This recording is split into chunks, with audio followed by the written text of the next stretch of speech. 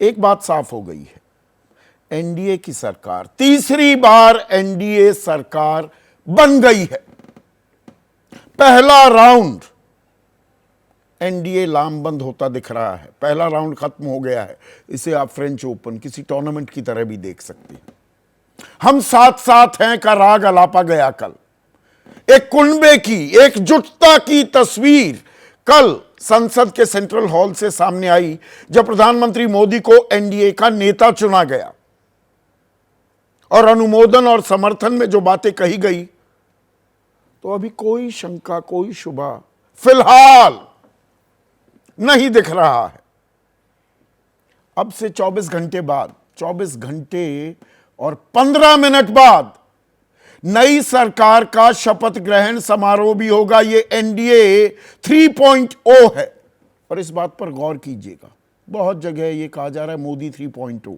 ये दरअसल मोदी 3.0 नहीं है, क्योंकि शक्लो सूरत, थोड़ा स्वरूप बदल गया है सरकार का। बीजेपी सबसे बड़ा दल है लेकिन बहुमत अपने दम पर हासिल नहीं कर पाई। तो दरअसल 1998 में एनडीए 1.0, 1999 में एनडीए 2.0 और अब 2024 में एनडीए 3.0 की सरकार बनने वाली है।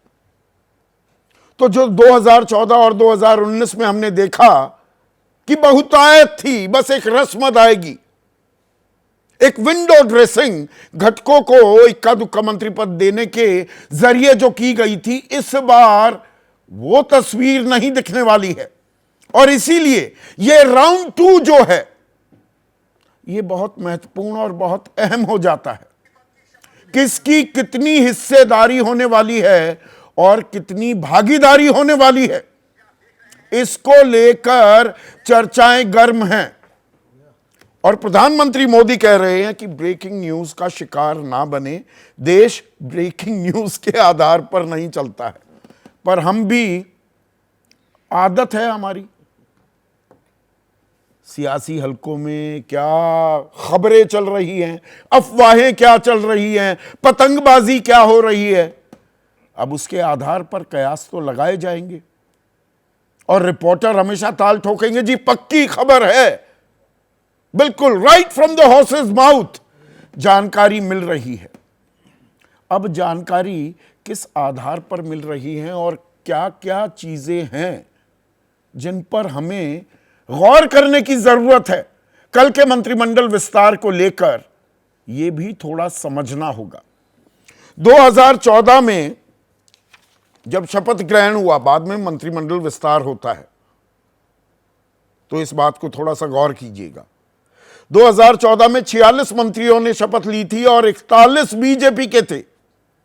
2019 में 58 सांसदों ने बतौर मंत्री शपथ ली और इसमें 54 बीजेपी के थे। इस बार कितने लेने वाले हैं ये तो जानकारी अभी नहीं आई, लेकिन टीडीपी और जेडीयू के सहारे जो ये सरकार बनी है, दो बड़े घटकों की बात कर रहा हूं, 293 का कुल मिलाकर आंकड़ा है, पर इसमें बड़ा पुट आंध्र और बिहार का है। वहां से किस तरह की खबरें आ रही हैं। आज केसी त्यागी मुख्य प्रवक्ता हैं जेडीयू के, उन्होंने एक जानकारी साझा की। उन्होंने कहा कि इंडिया ने, यानी कि विपक्षी गठबंधन ने नीतीश को प्रधानमंत्री पद का ऑफर दिया था और नीतीश ने ठुकरा दिया। यह अहम जानकारी हो जाती है, ये जो साझा की जा रही है। एक तो यह कि देखिए हम एनडीए के साथ हैं, नो मैटर व्हाट, किसी भी संभावना और आशंका को वो खारिज करते हुए बता रहे हैं हम तो अब एनडीए का हिस्सा हैं, जो बात कल नीतीश कुमार ने खुद भी कही, प्रधानमंत्री के बाद में पैर भी छुए थे। पर यह बताना कि हमारे पास प्रधानमंत्री का भी पद था, क्या यह एक दबाव की राजनीति और रणनीति का भी हिस्सा है कि ढंग के मंत्रालय दिए जाएं, वही हिस्सेदारी और भागीदारी का खेल। और इसमें कि आप बिहार का ख्याल तो रखेंगे ही, तो विशेष राज्य के दर्जे की मांग भी सम्मिलित है क्या? आर्थिक पैकेज यानी कि बिहार को दिया जाना, अग्निपथ की समीक्षा, अग्निवीर योजना जो है उसकी समीक्षा का बयान केसी त्यागी ने दिया ही था 2 दिन पहले। बाद में वो थोड़ा चुप्पी साध गए। अंदर खाने से खबर आई कि बीजेपी ने कहा कि अभी होल्ड योर हॉर्सेस, अभी इस तरह के बयान मत दीजिए, सुलझा लेंगे सब कुछ, समीक्षा तो चल ही रही है, एक समिति हमने बना रखी है। और यूनिफॉर्म सिविल कोड यानी कि कहीं बात कॉमन मिनिमम प्रोग्राम या नेशनल एजेंडा फॉर गवर्नेंस जो एनडीए नाम देता है, वो भी क्या कोई शक्ल अख्तियार करेगा? अभी घटक शांत है। उधर टीडीपी की तरफ से जो खबरें आ रही हैं, कल तो केंद्रीय मंत्रिमंडल अपनी शपथ ले लेगा। 12 जून को चंद्रबाबू नायडू आंध्र प्रदेश के मुख्यमंत्री के तौर पर शपथ लेंगे, चौथी बार वो शपथ लेंगे एज चीफ मिनिस्टर। पर दिल्ली में सत्ता की चाबी जो उनके हाथ आती दिख रही है, 16 उनके सांसद हैं, 12 हैं जेडीयू के, तो वो क्या मांगेंगे? स्पीकर के पद को लेकर खबरें आई, फिर एक शांति, एक खामोशी, एक मौन धारण किया गया। अब स्पीकर का पद अहम हो जाता है, क्योंकि हमने पिछली 17वीं लोकसभा में देखा कि एक शगल सा बन गया था, एक परंपरा बन गई थी निलंबित करना सांसदों को। बात बात पर निलंबन हो रहा था। पिछले 1 साल में तो यह बहुत हुआ, 80-90 तक आंकड़ा पहुंच गया। तो ऐसे में संजय सिंह जो राज्यसभा सांसद हैं, वरिष्ठ नेता हैं आम आदमी पार्टी के, उनका बयान दिलचस्प हो जाता है। उन्होंने कहा स्पीकर टीडीपी का होगा तो गठबंधन और आम आदमी पार्टी समर्थन करेंगे। और 1999 में, अतीत में भी निगाह डालने की जरूरत पड़ जाती है, तब स्पीकर पद लिया था बाकायदा टीडीपी ने, और संसदीय कार्य मंत्री जो होते हैं वो पद भी लिया था कि संसद पर हमारा काबू होना चाहिए। तो वो भी क्या अनफोल्ड होता दिखेगा। इसके अलावा 4 कैबिनेट मंत्री मांग रही है टीडीपी। एक फॉर्मूला भी आ रहा है, हवा में तैर रहा है कि 4:1 की रेशो, हर आपके 4 सांसदों पर एक कैबिनेट मंत्री पद आपको दिया जाएगा। तो 4 कैबिनेट मंत्री 16, 4:1 की रेशो, यानी कि 4 कैबिनेट मंत्री टीडीपी के होंगे क्या? 3 कैबिनेट मंत्री क्या जेडीयू के होंगे? शिपिंग, जल शक्ति, शहरी विकास मंत्रालय, सूचना प्रौद्योगिकी, इनकी मांग करती दिख रही है टीडीपी। तो सीसीएस या सीसीडी हो गया है, सीसीईए, उन मंत्रालयों पर नजर नहीं है। पर क्या दरअसल स्पीकर के पद पर नजर है? अब आंध्रा तो एक अहम राज्य हो जाता है, 3 और राज्य हैं, वहां पर मंत्रालयों का बंटवारा कैसे होने वाला है वो दिलचस्प होगा। और सबसे ज्यादा दिलचस्प बिहार, 12 सांसद बीजेपी के, 12 सांसद जेडीयू के, 5 एलजेपी रामविलास पासवान गुट के और 1 जीतन राम मांझी, 30 की जो संख्या है एनडीए की। अब जीतन राम मांझी कैबिनेट चाहेंगे, चिराग पासवान भी कह रहे हैं 2 तो हमारे होने चाहिए। 4:1 की रेशो में तो 3 जेडीयू के भी बनते हैं। जेडीयू में ललन सिंह और रामनाथ ठाकुर का नाम सामने आ रहा है। खबर यह आ रही है चिराग पासवान को भी मिलेगा कैबिनेट मंत्री का दर्जा। तो बीजेपी की तरफ से कितने लोग होंगे? बीजेपी की तरफ से, बिहार की तरफ से अच्छा खासा पुट था दोनों ही कैबिनेट्स में, मोदी 1.0 एंड मोदी 2.0। फिर आ जाती है बात महाराष्ट्र की। कहां 41 का आंकड़ा 2019 में और कहां इस बार 17 का आंकड़ा, और उसमें 7 एकनाथ शिंदे, 1 एनसीपी और 9 बीजेपी। तो 4:1 रेशो के हिसाब से एनसीपी को तो नहीं मिलना चाहिए, पर खबर यह आ रही है कि प्रफुल्ल पटेल को कैबिनेट मंत्री का दर्जा मिलेगा। इसमें वॉशिंग मशीन वाली बात भी आ जाएगी। एक मामले में आज भी उन्हें क्लीन चिट मिल गई, विपक्ष कहेगा ही। और यह संयोग है क्या कि बीजेपी में आते ही क्लीन चिट मिलने का सिलसिला भी हो जाता है। एकनाथ शिंदे को कितनी सीटें, कितने कैबिनेट के बर्थ मिलेंगे, तो बीजेपी के लिए क्या बच जाएगा। नितिन गडकरी और पीयूष गोयल, इनको तो तय माना जा रहा है, तो नारायण राणे का पत्ता कटेगा क्या। और फिर बारी आ जाती है उत्तर प्रदेश की, जहां 33 सीटों पर सिमट गई है बीजेपी। अब 2 सीटों वाले जयंत चौधरी लोकसभा में, उनको ना कल मंच मिला ना माइक मिला, कैबिनेट मंत्रालय मिलेगा क्या। उनको मिलता है तो अनुप्रिया पटेल भी, वो तो पहले भी मंत्री थी, राज्य मंत्री से ही खुश हो जाएंगी क्या। और फिर बाकी 33 में से बीजेपी में जो सांसद बने हैं, उनमें से किस किस का नंबर आएगा। प्रधानमंत्री मोदी उत्तर प्रदेश से आते हैं, राजनाथ सिंह उत्तर प्रदेश से आते हैं, लेकिन 7 मंत्री पिछले मंत्रिमंडल के वो इस बार चुनाव हार भी गए, तो पॉसिबिलिटीज ओपन होंगी क्या। और हरियाणा में भी एक दिलचस्प डेवलपमेंट हमें देखनी होगी। 9 9.5 साल तक मुख्यमंत्री रहने वाले मनोहर लाल खट्टर मुख्यमंत्री पद से हटाकर अब वो सांसद बन गए हैं, तो उन्हें क्या मिलेगा। तो कृष्णपाल गुर्जर मंत्री थे, राव इंद्रजीत थे, हटाए गए, वहां देखने वाली बात होगी। ओम बिरला स्पीकर थे, स्पीकर अगर टीडीपी चाहती है तो क्या होगा।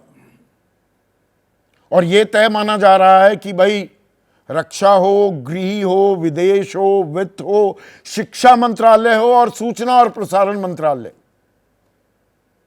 यह तो बीजेपी नहीं छोड़ने वाली है। अनुराग ठाकुर सूचना और प्रसारण मंत्री हैं, उसी भूमिका में दोबारा दिखेंगे क्या।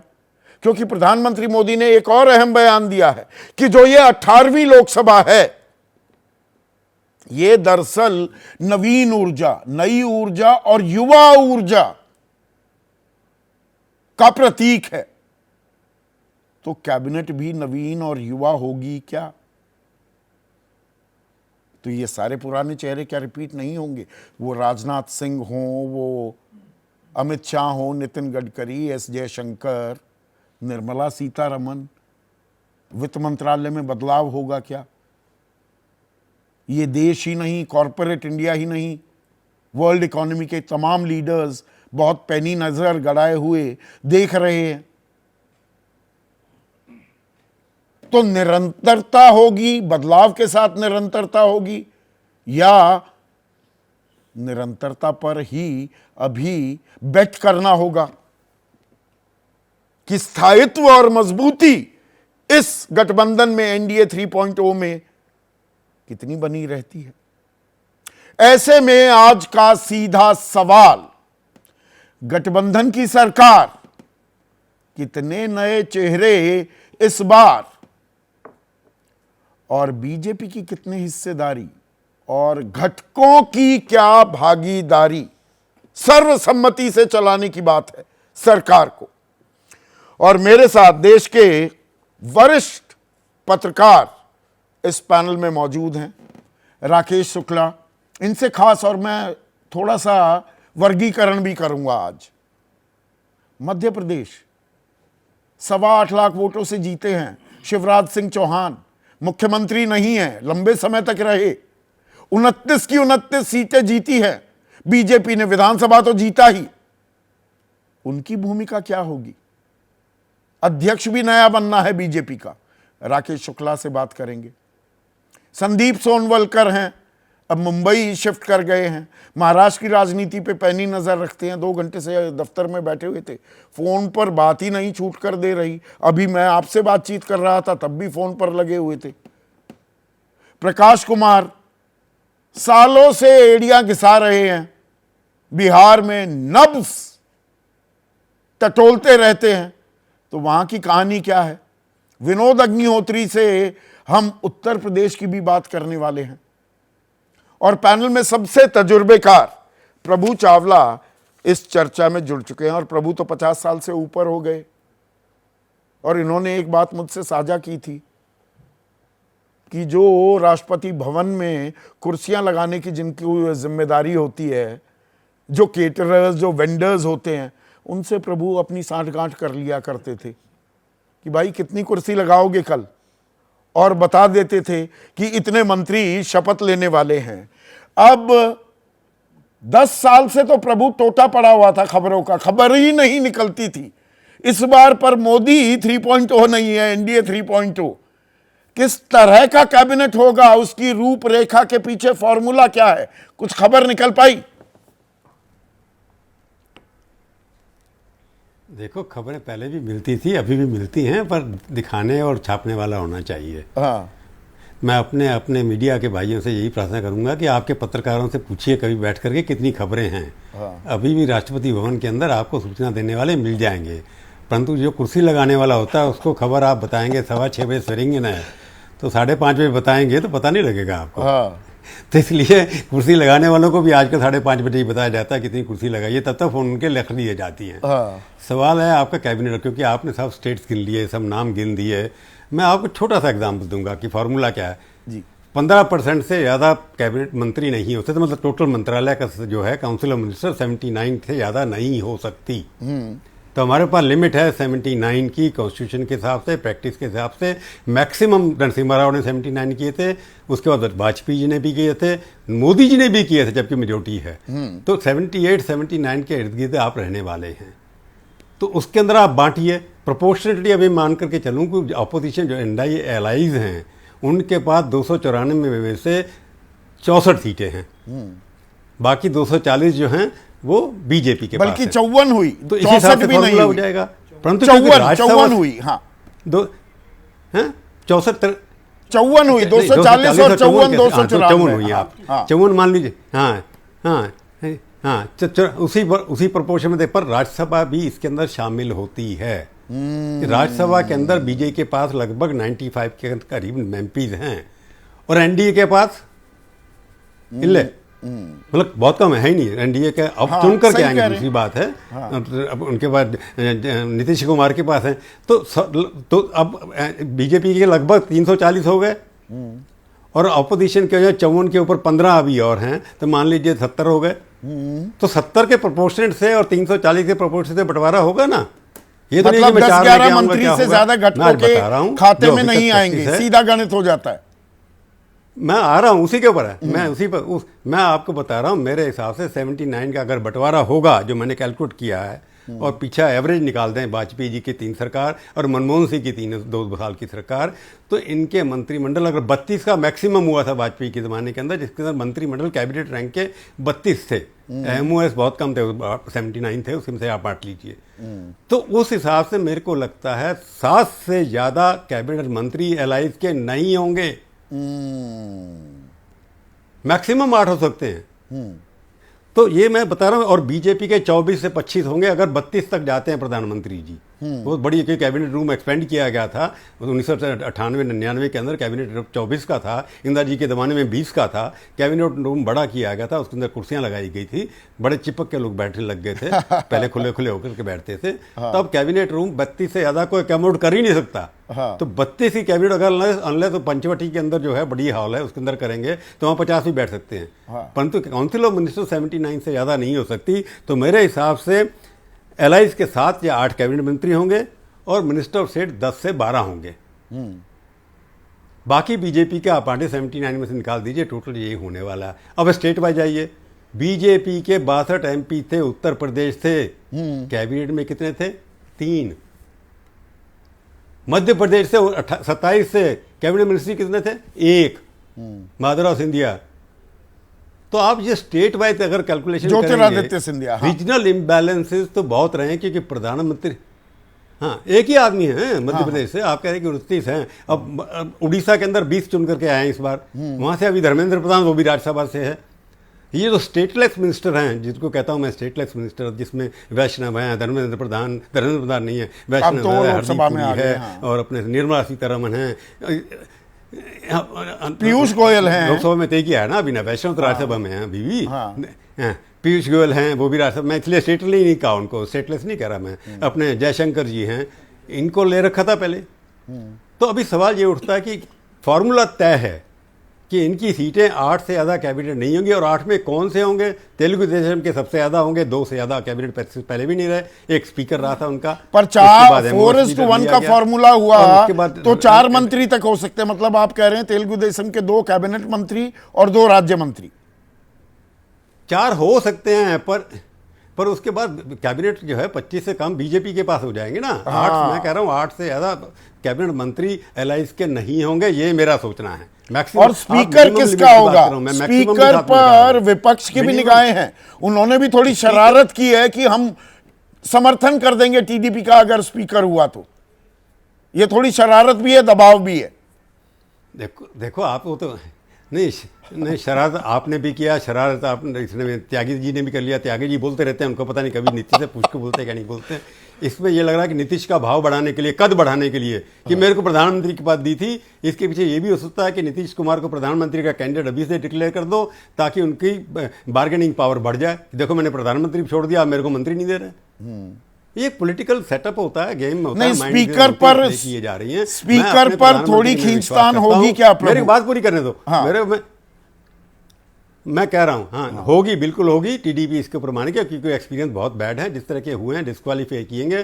परंतु मैं एक बात मानता हूँ, स्पीकर के ऊपर टसमसस होगी, और बीजेपी इंसिस्ट करेगी। अगर उनकी नीयत ठीक है तो नहीं करेगी, अगर नीयत में कहीं गड़बड़ है तो शायद हो सकता है स्पीकर देने में क्या। डिप्टी स्पीकर पहली बार इतिहास में होगा, डिप्टी स्पीकर हुआ ही नहीं। और दूसरी बात कह रहा हूँ, मैं सिर्फ अपने प्रधानमंत्री के ऊपर विश्वास करता हूँ।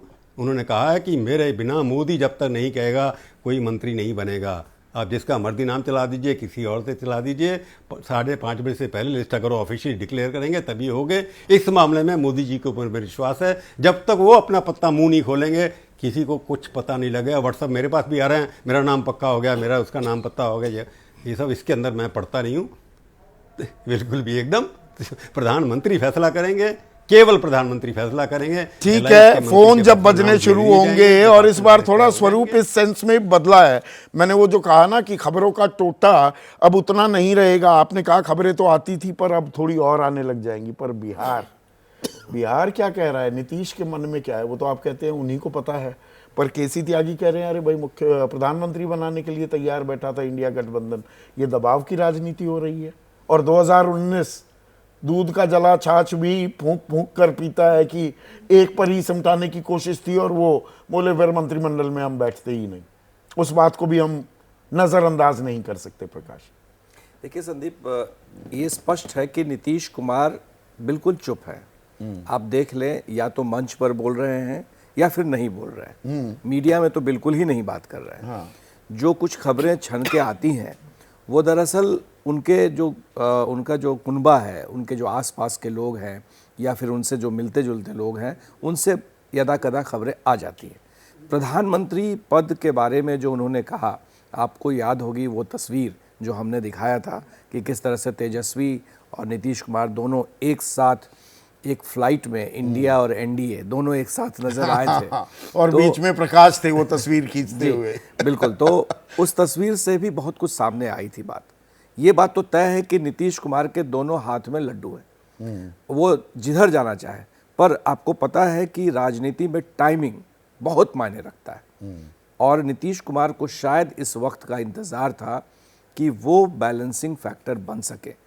अगर आंकड़ों को देखें तो आंकड़ों में अभी नीतीश कुमार के पास 12 है, चिराग भी दूर नहीं है 5, जीतन राम मांझी सहयोगी रहे, उनको मुख्यमंत्री बनाया था नीतीश कुमार ने। तो आप देख ले 12, 5, 17, 1, 18 में से कितने मंत्री बनेंगे? 18 है। तो मंत्री जहाँ तक बनाने की बात है, जो हमें जानकारी मिली है उसमें से ललन सिंह और रामनाथ ठाकुर, इन दोनों का नाम लगभग तय है। 2 जेडीयू कोटे से। इसका मतलब हो जाता है चिराग को एक से ज्यादा नहीं मिलेगा खुद। बिल्कुल। और जीतन राम मांझी भी इंतजार कर रहे हैं। आज मेरे साथ इंटरव्यू में उन्होंने कहा कि उन्हें भी अगर मौका दिया जाएगा काम करने का तो वो क्यों नहीं करेंगे। और मौका नहीं मिला तो? मौका नहीं मिला तो जीतन राम मांझी के नैया जो है वो कब डोलेगी पता नहीं। पर सवाल ये उठता है कि अभी क्या मौका है? बिल्कुल नहीं है। नीतीश कुमार 100% मैं ये दावा कर सकता हूं कि अभी वो कोई जोखिम नहीं लेंगे, अभी वो किसी तरह का कोई वो फैसला हम नहीं लेंगे। एक शब्द इस्तेमाल करते थे जहां पर कुछ दंगा हो गया, हिंसा हो गई, कहीं अटैक हो गया कि स्थिति तनावपूर्ण है लेकिन नियंत्रण में है। जी, तो राजनीतिक परिस्थिति थोड़ा तनाव है लेकिन अभी नियंत्रण में ये है। तनाव सिर्फ भाव भंगिमा में है हाँ कि मुझे कौन सा मंत्रालय बढ़िया मिले, हाँ, मुझे जो मेरी हिस्सेदारी मांग है, और भागीदारी का हिस्सेदारी खेल है। और भागीदारी के लिए है, जेस्चरिंग एंड पोस्चरिंग है, जिसमें वो पीएम पद का उम्मीदवारी को लेकर के दावे को लोग स्पीकर कहते हैं। को लेकर खामोश है नीतीश। हालांकि अगर हम पिछली बार देखें तो डेप्यूटी चेयरमैन राज्यसभा, लोकसभा की बात नहीं कर रहा हूं, उन्होंने हरिवंश को बिठाकर, अपने आदमी को बिठाकर कुछ राजनीतिक एक रणनीति भी अपनाई थी। जी। लोकसभा को लेकर कुछ है? नहीं, बिल्कुल नहीं। नीतीश कुमार उस दूरी तक नहीं जाएंगे। देखिए, एक बात तो तय है ना कि बिहार में जो सरकार है वो एनडीए की सरकार है, बीजेपी के साथ बिहार में वो हैं, चीफ मिनिस्टर बने हुए हैं। मुश्किल से ये सरकार बची, वो भी आपको पता होगा कि रातों रात कितना खेल हुआ, कैसे पार्टी की अदला बदली हुई थी। तो कोई भी ये नहीं चाहेगा नीतीश कुमार शायद इस स्टेज पर कोई ऐसा तो जोखिम अभी कोई बड़ा जोखिम नहीं लिया जाएगा। पर महाराष्ट्र की कहानी तो बिहार से भी ज्यादा दिलचस्प हो रही है। वहां पर 17 पर सिमट गया है एनडीए का कुनबा, तो और वहां तो विधानसभा चुनाव भी है संदीप जी बिल्कुल। विधानसभा चुनाव को भी मद्देनजर रखना पड़ेगा कि वहां कितनी हिस्सेदारी और भागीदारी दी जाती है। बिल्कुल, सबसे महत्वपूर्ण इसलिए क्योंकि विधानसभा चुनाव में जो रिप्रेजेंटेशन मिलेगा वो कहीं ना कहीं तय करेगा कि किस तरह का बंटवारा होगा और उसका चुनाव पर क्या असर होगा।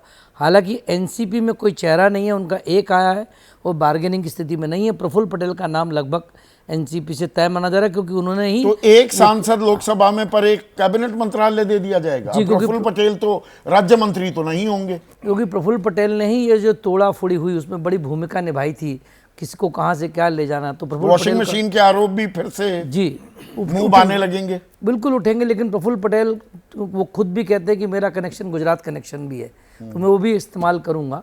तो प्रफुल्ल पटेल आश्वस्त हैं।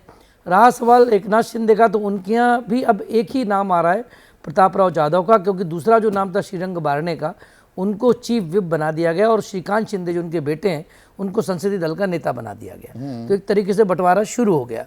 सवाल सबसे बड़ा कठिन है बीजेपी में, क्योंकि बीजेपी को जातिगत गणित, क्षेत्रीय गणित और सब गणित संभालना है, और साथ ही सिर्फ लोकसभा के 9 सांसद आए, जिसमें पीयूष गोयल, नितिन गडकरी सबसे वरिष्ठ है। क्या इनको नज़रअंदाज कर पाएगी भाजपा? मुझे नहीं लगता कि नज़रअंदाज कर पाएगी। फिर पीयूष गोयल मुंबई से अकेले चुनकर आए हैं, तो मुंबई जैसे बड़े शहर में किसी न किसी को तो देना होगा। विदर्भ से गडकरी अकेले चुनकर आए हैं, तो वो भी एक इशू हो गया। अब एक बड़ा सवाल जो अटक गया है वो ये, ओबीसी और मराठा, इसमें से किसको लाएंगे? क्योंकि ओबीसी और मराठा दोनों वोट बैंक बीजेपी के लिए सबसे महत्वपूर्ण। मराठाओं ने साथ छोड़ दिया, यदि अगला विधानसभा में साथ छोड़ा तो निश्चित तौर पर मानिए कि भाजपा को बहुत बड़ा नुकसान हो। तो यहाँ पर जातीय समीकरण भी साधने हैं, और जाति की बात होती है तो उत्तर प्रदेश से ज्यादा दिलचस्प राज्य विनोद कोई नहीं हो सकता। और उत्तर प्रदेश में जैसा प्रभु भी कह रहे थे भाई, जब 62 थे तब तीन कैबिनेट मंत्री थे, अब तो 33 पर आ गई। तो यहाँ पर जयंत क्या कैबिनेट से, मैं उल्टी गंगा आप बहानी ही शुरू करता हूं, जयंत कैबिनेट से नीचे मानेंगे क्या? और अनुप्रिया पटेल भी कहेंगी अब तो मेरी सीनियरिटी का ख्याल रखिए, बनी रही मैं राज्य मंत्री, अब तो कैबिनेट का नंबर आ गया। देखिए, प्रधानमंत्री नरेंद्र मोदी उत्तर प्रदेश से आते हैं, तो हाथी के पांव में सबका पांव। हाँ, तो एक बार प्रधानमंत्री जब वहां से हैं तो उत्तर प्रदेश को अगर थोड़ा कम शेयर भी मिलता है तो उत्तर प्रदेश के भाजपा सांसदों को संतोष करना पड़ेगा। क्योंकि वैसे ही परफॉर्मेंस वाइज अगर देखें तो उत्तर प्रदेश परफॉर्मेंस बहुत खराब रहा है बीजेपी का। भाई 62 से आप 33 पे आ गए, लगभग आधे पर आ गए, तो उस दृष्टि से तो बहुत खराब रहा। अब अनुप्रिया पटेल भी अपना एक नहीं जिता पाई, अब वो किस आधार पर जिद करेंगे कि हमको कैबिनेट बनाइए? भाई उनके लिए तो राज्य मंत्री अगर बनाए रखें मोदी जी उनको, तो भी बहुत बड़ी बात होगी, और न बनाए तो क्या कर लेंगी? ऐसी स्थिति में वो अगर राज्य मंत्री भी उनको मिल जाएगा तो उन्हें, मुझे नहीं लगता कोई दिक्कत होगी उनको। जयंत की जहां तक बात है, तो जयंत जो कल जो दृश्य आया सामने ना, जिस तरह उनको न माइक दिया गया ना मंच दिया गया, आप ही के सब चुराए मैंने शुरुआत में। हाँ, तो ऐसे में जयंत को क्या कैबिनेट मंत्री बनाया जाएगा? लेकिन एक समस्या बीजेपी के सामने है उत्तर प्रदेश में, पश्चिमी उत्तर प्रदेश भारतीय जनता पार्टी का गढ़ माना जाता है। भाजपा की विजय यात्रा यहीं से शुरू होती रही है। और 2013 के बाद 14 हाँ, का चुनाव था, 17 हो विधानसभा, 1900 लोकसभा और 22 भी। और पीछे जाऊंगा, 1991 का जब बीजेपी को बहुमत मिला था विधानसभा में, तो पश्चिम से ज्यादा सीटें मिली थी। तो पश्चिम, लेकिन इस बार पश्चिम में उनकी कई सीटें हार गए भाई। जैसे बागपत हार गए, जहां से सतपाल सिंह थे, मतलब हारे नहीं, वो लोकदल के खाते में चली गई। मुजफ्फरनगर हार गए, कैराना हार गए, सहारनपुर हार गए, और बिजनौर में भी लोकदल का, इनका जयंत का ही हुआ। तो अगर पश्चिमी उत्तर प्रदेश से आपको बनाना है इस जाटलैंड से, तो जयंत के अलावा आपके पास है कौन? तो जो नोएडा के सांसद हैं वो तो नहीं, जाट को डॉक्टर महेश शर्मा का क्या होगा? नहीं, महेश शर्मा वरीयता, वो पहले भी मंत्री रह चुके हैं। महेश शर्मा बन सकते हैं। महेश शर्मा बन सकते हैं, इसलिए बन सकते हैं कि एक तो ब्राह्मण चेहरा चाहिए। टेनी साहब चुनाव हार गए हैं, महेंद्र नाथ पांडे चुनाव हार गए हैं, तो उत्तर प्रदेश से एक ब्राह्मण चाहिए ही चाहिए इनको। उसमें जितिन प्रसाद और महेश शर्मा दो प्रमुख नाम हैं जो जिनकी दावेदारी है। और लेकिन किसान, चूंकि किसान राजनीति को एड्रेस करना है, जाटों को एड्रेस करना है, तो जयंत के अलावा कोई विकल्प इस समय इनके पास दिख नहीं रहा है, मुझे जो लग रहा है। लेकिन अब बनाएंगे कि हो सकता है राज्य मंत्री बना दें और जयंत फिर खुद ना बने, अपने किसी सांसद को बनवाएं, या खुद राज्य मंत्री का पद स्वीकार करें, या राज्य मंत्री स्वतंत्र प्रभार भी हो सकता है। ये सब विकल्प हो सकते हैं अगर जयंत को बनाएंगे, क्योंकि यहां से इस बेल्ट से इनको बना के देना तो है। तो वो 3 कैबिनेट मंत्री थे, 2 तो इस बार तय हैं ही, प्रधानमंत्री और राजनाथ सिंह। नहीं, प्रधानमंत्री और राजनाथ सिंह तो हैं ही। राजनाथ सिंह, अब अगर एक चीज है, देखिए, अगर भारतीय जनता पार्टी अपना स्पीकर बनाती है तो उसमें राजनाथ सिंह, शिवराज सिंह चौहान, ये 2-3 बड़े नाम हैं जिनके बारे में चर्चा हो सकती है। लेकिन मुझे लगता है राजनाथ सिंह कैबिनेट में रहेंगे। उनका इतना तजुर्बा और वो स्पीकर पद ग्रहण करने के लिए बड़े कंफर्टेबल होंगे, ये भी तो सवाल है। और यहीं पर अच्छा किया विनोद ने, राकेश भाई, शिवराज सिंह चौहान का नाम ले दिया। सबसे बढ़िया परफॉर्मेंस बीजेपी की कहीं रही तो वो मध्य प्रदेश थी। 29 में से 29 और 8.25 लाख का अंतर। शिवराज सिंह चौहान तजुर्बा, पिछड़े चेहरा, पिछड़े वर्ग से आते हैं, संघ के भी प्रिय हैं। तो यहां पर रूप स्वरूप की भी बात कर दूं, नया नवीन ऊर्जा और युवा ऊर्जा, उसका प्रतीक भी मान रहे हैं 18वीं लोकसभा को। तो मध्य प्रदेश की प्रतिनिधित्व और शिवराज सिंह चौहान कहां फिट बैठेंगे? संदीप भाई, एक कहावत है कि जो बच्चा नहीं रोता उसकी तरफ माँ ध्यान नहीं देती। ये मध्य प्रदेश का दुर्भाग्य है कि उसके अधिकार, उसके हक को हमेशा बाहरी नेताओं को दिया गया। प्रकाश जावड़ेकर, धर्मेंद्र प्रधान, मुरलीधरन, ये तीनों राज्यसभा से मध्य प्रदेश के कोटा से आए, केंद्र सरकार में मंत्री थे। 6 बार के सांसद फग्गन सिंह कुलस्ते यमुयस थे। 7 बार के सांसद बीरेंद्र खटीक यमुयस थे।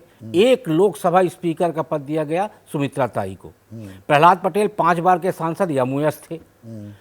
ज्योतिराज सिंधिया कांग्रेस छोड़ के आए और इसी शर्त पे आए कि आप हमको कैबिनेट देंगे और हमारे विधायकों को राज्य सरकार में समाहित करेंगे। इसलिए ज्योतिराज सिंधिया को कैबिनेट मंत्री बनाया गया।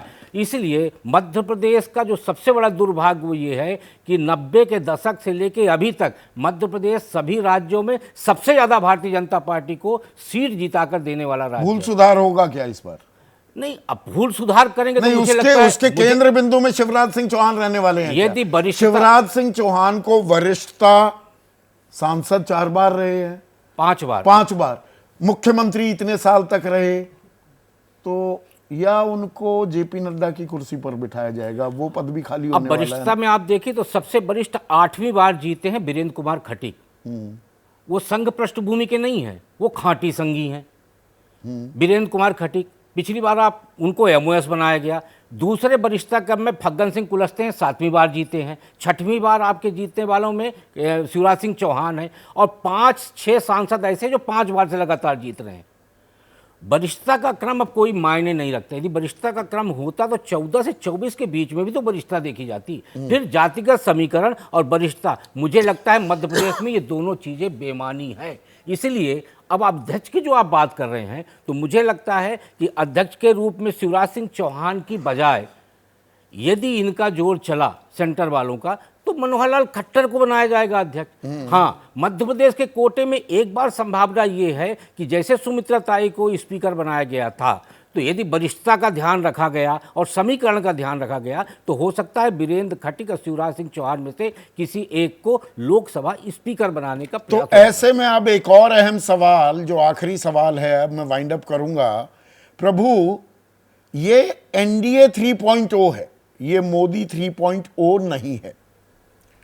तो जो कैबिनेट का रूप स्वरूप होगा वो नई ऊर्जा, नवीन ऊर्जा और युवा ऊर्जा, वो भी दिखेगा, या पुराने चेहरे ही फिर से डोमिनेट करेंगे, या एक निरंतरता भी होगी पर साथ में एक बदलाव भी करने की कोशिश दिखेगी?